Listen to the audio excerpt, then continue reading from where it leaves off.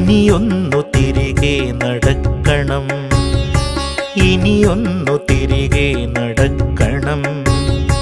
വന്ന വഴിയോർത്തോർത്തു പോകണം, ഇനിയൊന്നു തിരികെ നടക്കണം, ഇനിയൊന്നു തിരികെ നടക്കണം.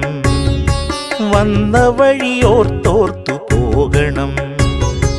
മുള്ളുപതിച്ചൊരാ വേവിൻ്റെ ചൂടുള്ള പെരുവഴിയിലൂടെ തിരിക്കണം, ഇനിയൊന്നു തിരികെ നടക്കണം.